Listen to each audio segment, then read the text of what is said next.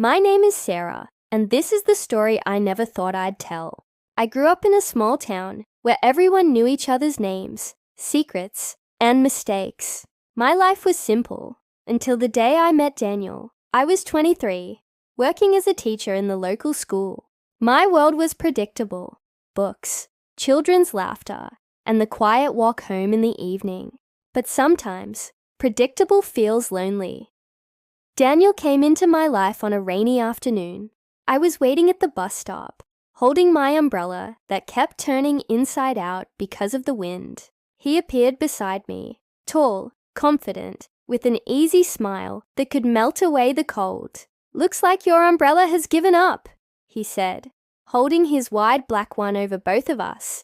That was the first time I saw his eyes. Warm but carrying something hidden, something mysterious. The bus arrived.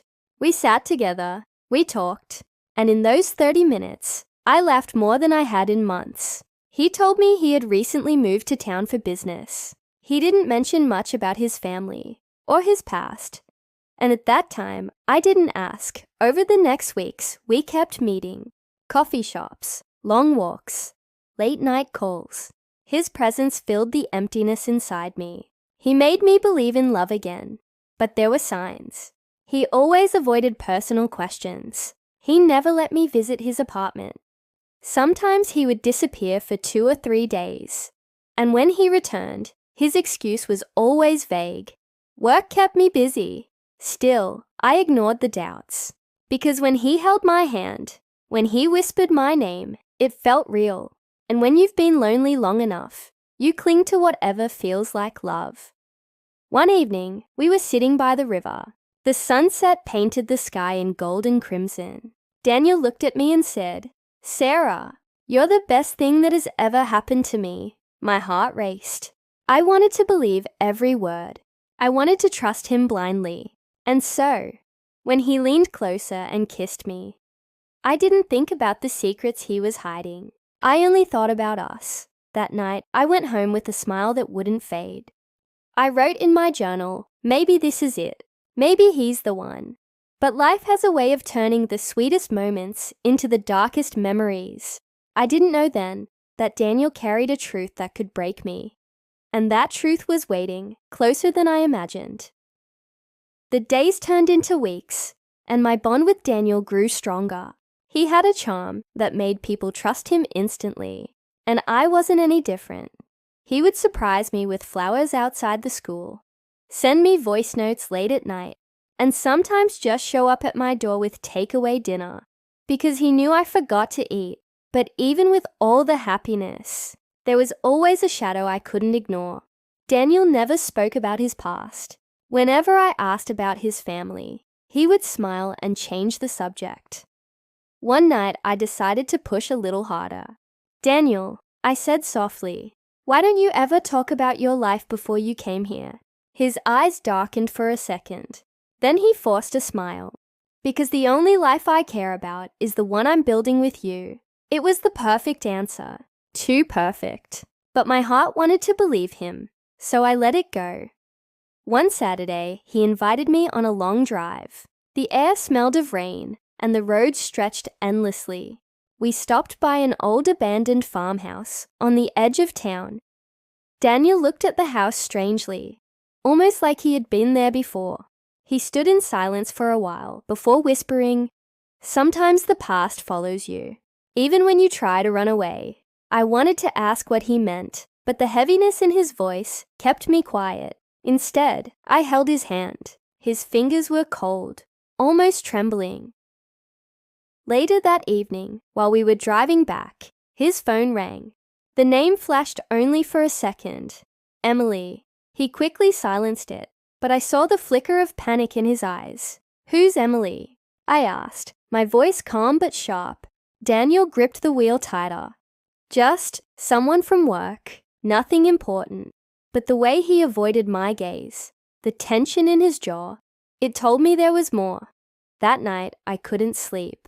For the first time since I met him, I felt the walls of doubt closing in. I replayed every detail in my head. The absences, the excuses, the secrecy. And in that silence, My heart whispered the question I was too afraid to face. Was Daniel hiding another life from me? I didn't know the answer yet, but soon, the truth would come crashing into my world.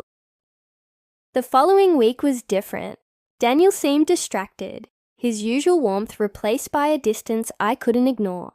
He smiled less, called less, and whenever I asked if something was wrong, he brushed it off with, "Just work stress."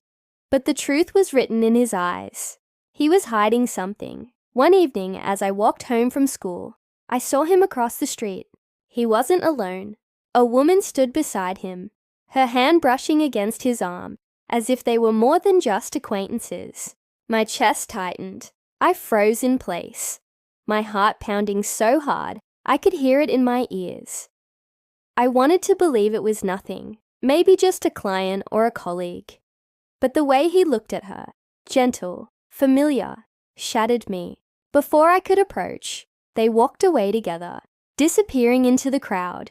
That night, I couldn't stop replaying the scene in my mind. I told myself I was overthinking, that maybe I was imagining things. But deep down, I knew something was slipping away. The next day, I gathered the courage to confront him. "Daniel," I said, trying to keep my voice steady. "I saw you yesterday, with someone. Who was she?" For a long moment, he said nothing. Then he forced a smile. "Sarah, you're imagining things. She's just a friend from out of town." But his eyes, those eyes that once felt like home, looked away from mine. I wanted to scream, to demand the truth, but I didn't. Instead, I nodded, pretending to accept his answer. Because sometimes, pretending is easier than facing heartbreak. That night, I wrote in my journal again. Love is supposed to feel safe. So why does mine feel like it's slipping through my fingers? Little did I know, the storm was just beginning, and the name Emily, I once saw on his phone, was about to turn my world upside down. A week later, my doubts turned into reality. I was walking through the town square when I heard someone call out his name. "Daniel!" A woman's voice rang clear. I turned and saw her, the same woman I had spotted with him before. She was beautiful, confident, and the way she smiled at him was filled with history. My legs felt weak, but I forced myself to step closer. Daniel noticed me almost instantly, his expression shifting from surprise to panic. "Sarah," he stammered.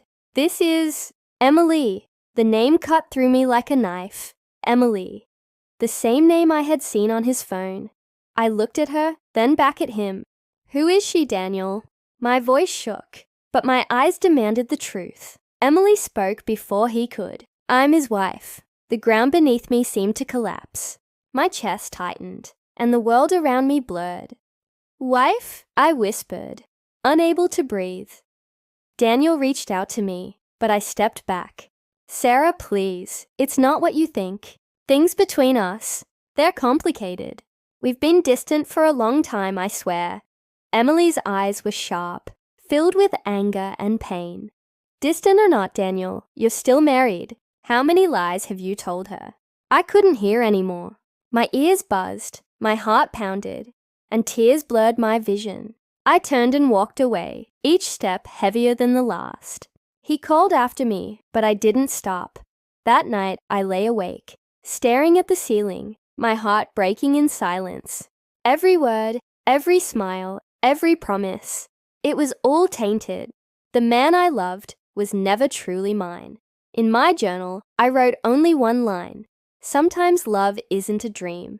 It's the cruelest lie. But even as I closed my eyes, a part of me knew this story wasn't over. Daniel wasn't going to let me walk away so easily.